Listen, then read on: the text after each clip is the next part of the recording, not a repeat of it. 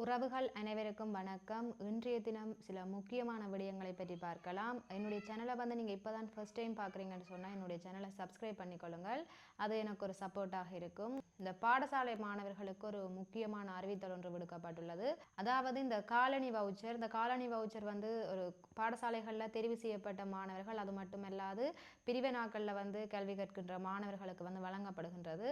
அந்த காலனி வவுச்சருக்குரிய கால அவகாசமானது நாளைய தினத்துடன் வந்து முடிவடைவதாக குறிப்பிடப்பட்டிருந்தது. இருப்பினும் அதில் ஒரு மாற்றம் ஒன்று நிகழ்ந்திருக்கின்றது. அதாவது இந்த மாதம் 28ஆம் திகதி வரை வந்து இந்த காலனி வவுச்சர் வழங்குகின்ற செயற்பாடுகளானது பாடசாலைகளில் இடம்பெறும் என கூறியிருக்கிறார்கள். ஆகவே முடிந்தவரை இந்த தகவலை தெரியப்படுத்துங்கள். இதுவரை இந்த காலனி வவுச்சர்களை பெற்றுக்கொள்ளாத மாணவர்கள் வந்து அவற்றினை பாடசாலைகளில் வந்து பெற்றுக்கொள்ள முடியும். ஆகவே இந்த தகவலை அனைவருக்கும் தெரியப்படுத்துங்கள்.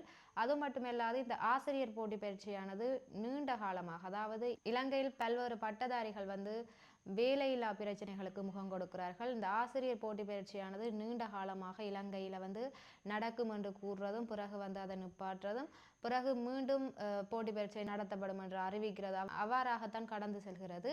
அதன் அடிப்படையில் மீண்டும் வந்து இந்த ஆசிரியர் போட்டி பயிற்சியானது நடக்கும் என தெரிவிக்கப்பட்டிருந்தது. இருப்பினும் நேற்றைய தினம் பிரதமர் ஹரணி அமரசூரிய அவர்கள் வந்து மீண்டும் இந்த ஆசிரியர் போட்டி பயிற்சி தொடர்பாக ஒரு முக்கியமான விடயத்தை தெரிவித்திருக்கிறார். நீதிமன்றத்தில் இந்த ஆசிரியர் போட்டி பரீட்சைக்குரிய வழக்குகள் வந்து இடம்பெற்று கொண்டிருக்கின்றது. அதற்கு கிடைக்கப்பெறுகின்ற தீர்ப்புகளின் அடிப்படையிலேயே இந்த போட்டி பரீட்சையானது எதிர்காலத்தில் வந்து நடாத்தப்படும் என அவர் நேற்றைய தினம் தெரிவித்திருக்கிறார். அதாவது ஏற்கனவே குறிப்பிடப்பட்டிருந்தது இந்த ஆசிரியர் போட்டி பரீட்சையானது 2 கட்டங்களாக நடக்கும் என்று. இருப்பினும் நீதிமன்றத்தின் தீர்ப்பின் அடிப்படையிலேயே இது நடத்தப்படும் என அவர் நேற்றைய தினம் தெரிவித்திருக்கிறார். அதாவது இந்த பட்டம் வழங்கப்பட்ட திகதிகளை வந்து மறுபரிசீலனை செய்யுமாறு நீதிமன்றத்துக்கு ஒரு கோரிக்கை விடுக்க உள்ளதாக இந்த ஹரணி அமரசூரிய அவர்கள் வந்து நேற்றைய தினம் தெரிவித்திருக்கிறார். ஆகவே பொறுத்திருந்து பார்ப்போம். இந்த ஆசிரியர் போட்டி பரீட்சை நடக்குமா அல்லது நடக்கும் பொழுது அது எவ்வாறு நடக்கும், எந்த விதத்தில் 2 கட்டமாக நடக்கின்றதா அல்லது வேறு ஏதாவது முறைகளில் வந்து நடக்க இருக்கின்றதா என்பது தொடர்பாக பொறுத்திருந்து பார்ப்போம். இருப்பினும் பட்டதாரிகள் அனைவரும் வந்து இந்த ஆசிரியர் போட்டி பரீட்சைக்கு உங்களை தயார்படுத்திக் கொள்ளுங்கள்.